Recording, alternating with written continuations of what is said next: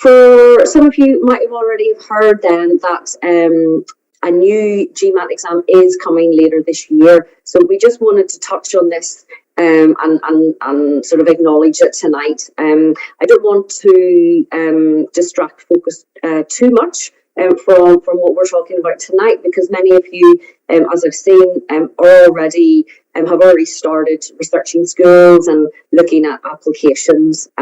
But we are pleased to announce that we will be launching a new GMAT exam. We're calling it Focus Edition later this year. The current exam will be available until at least until early next year. So there's not going to be any sudden changes to that.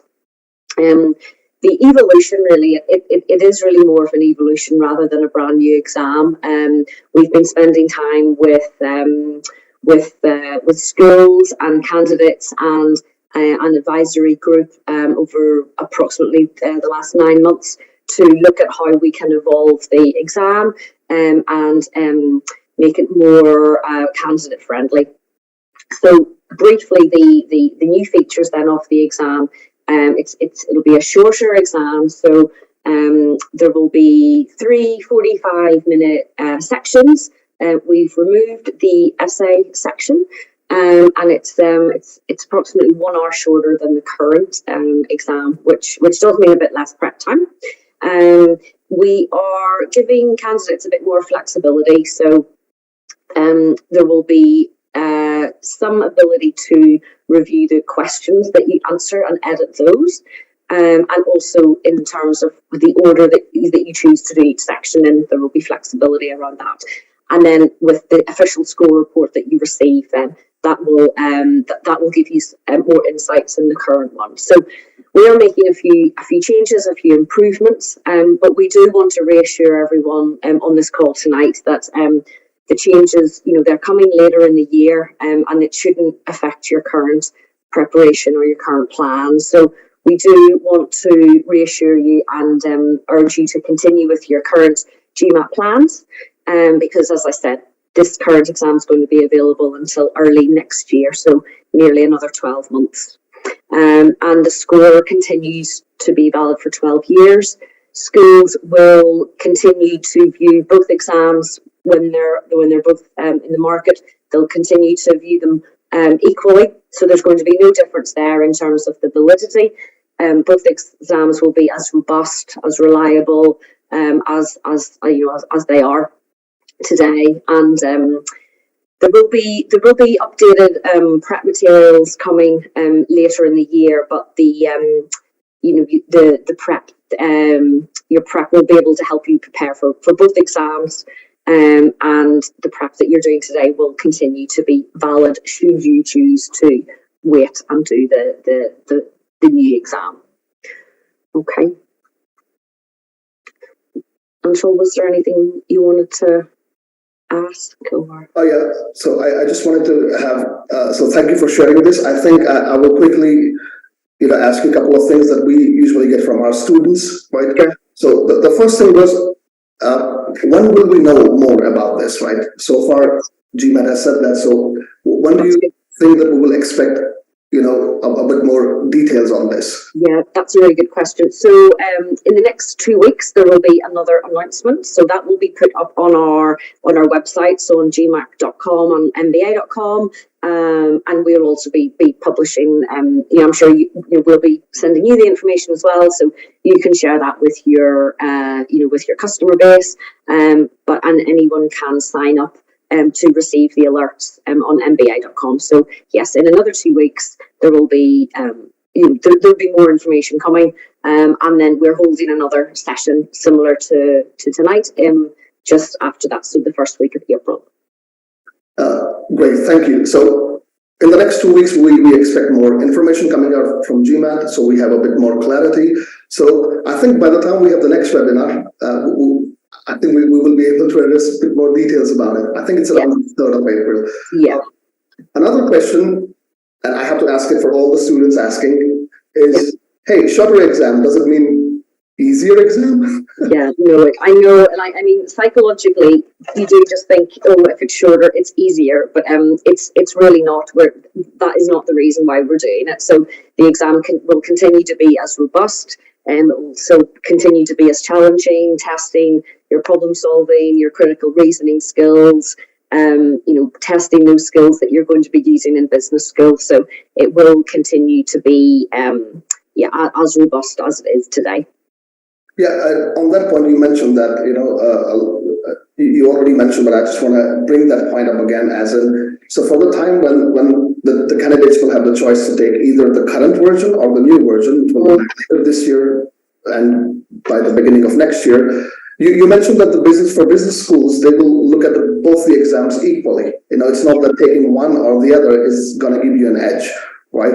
And which again goes back to that, because they both are designed to test you on the skill set that the business schools are looking at. So, right, just yes, totally. Yeah, you've hit the nail on the head. That's exactly right. Yeah, the schools aren't going to view one.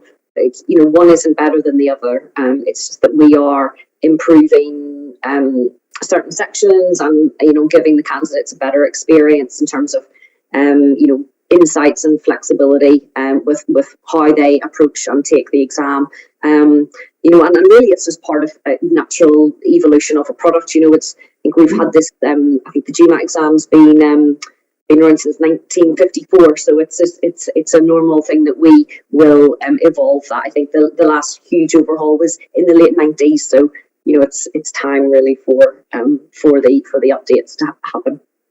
True. Yeah, I remember also when the IR section came out, right? It was 2012-13 around. So it's expected that the evolution of the exam will happen. So great. I just wanted to clarify one more thing for the our students and everybody joining on the webinar, right? So there are 3 sections, as Amy said, 45 minutes each, right? We don't have at this moment clarity on the score range or anything like that. I think we have to wait for a couple of weeks. I see some of the people asking the question. In terms of availability, please confirm, is it going to be both at the test center and online, the new format, the GMAT Focus? I would imagine so, yes. But yeah, I mean, in terms of the delivery, yeah, we rolled out online during, sort of during the pandemic and that, yeah, but both delivery methods are going to continue, yeah. That's fantastic. And I think one of the things that our students are appreciating a lot, at least at this early stage of the news, is the flexibility in terms of the scoring, right? So that was kind of a thing for people to put in the schools beforehand, and then if they don't get a score they were looking for, or how to match that. So I think this the new one where you can actually see the score and then share it, I think it's fantastic. So that is great. So I see that what GMAT has done is look at what people are looking at, make it more candidate friendly, as you said.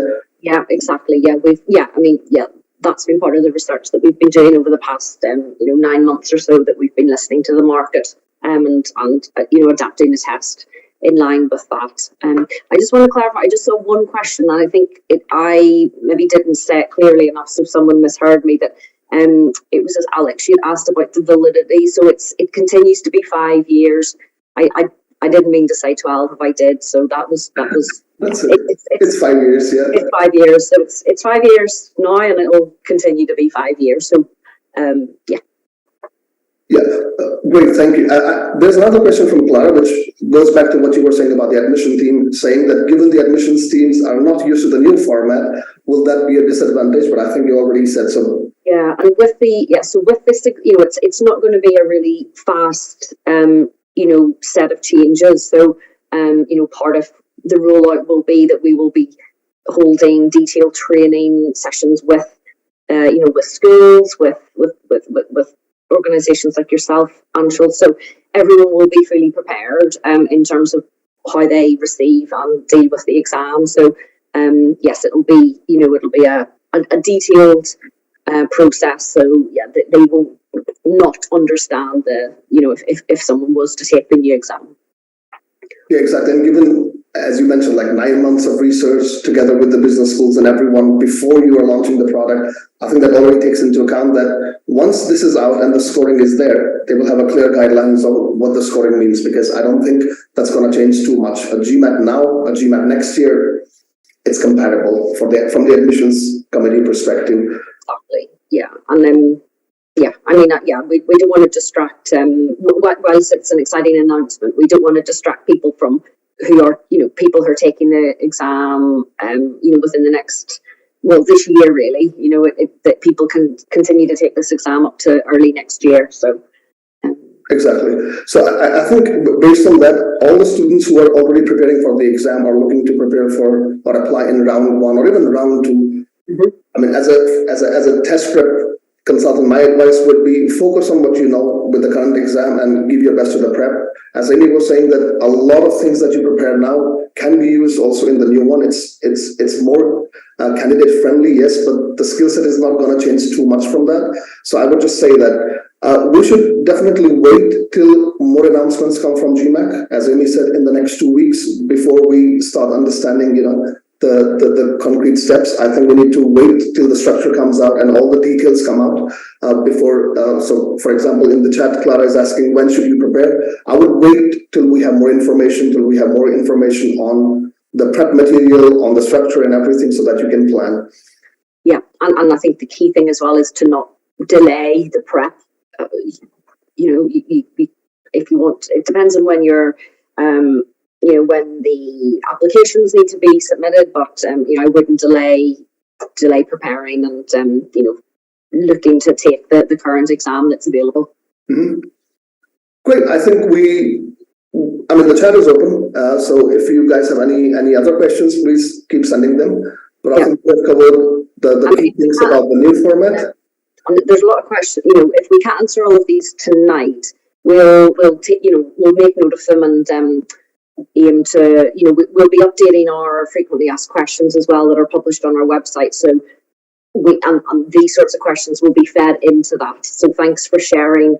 Thanks for sharing your thoughts, everyone, and we will be taking these back to our central teams.